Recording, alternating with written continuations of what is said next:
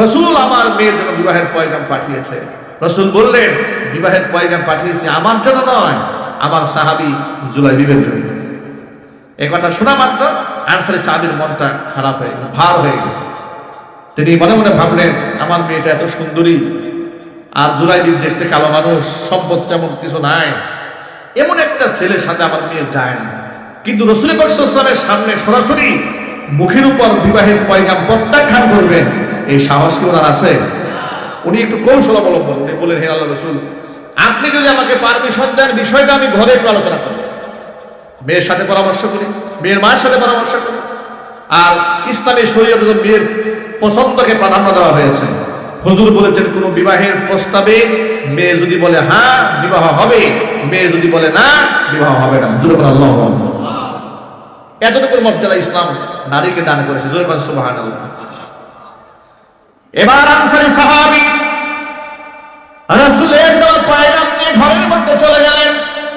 মনে মনে ভাবলেন, এই কথা মেয়ের সামনে বলে উচ্চারণ করা যাবে না, মেয়ে মনে কষ্ট পাবে, এর চাই ভালো বউয়ের কাছে বলি, নিরিবিলি একাকী। এবার মেয়েকে আড়ালে রেখে স্ত্রীর কাছে সব কিছু খুলে বললেন।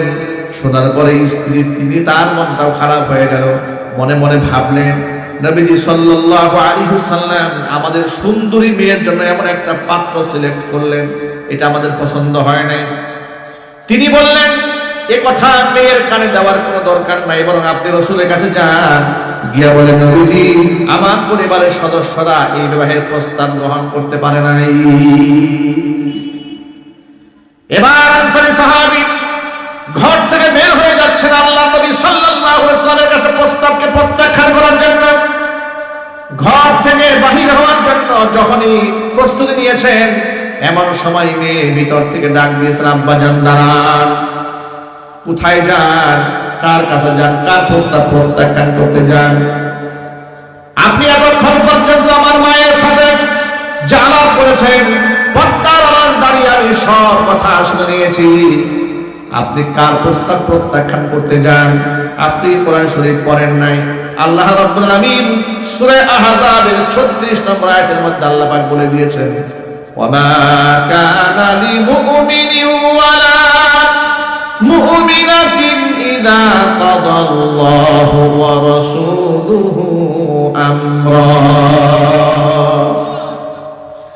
ইযা কাদাল্লাহু ওয়া রাসূলুহু আমরান আন ইয়াকুনা লাহুমুল খিয়ারাতু মিন আমরিহিম ওয়া মান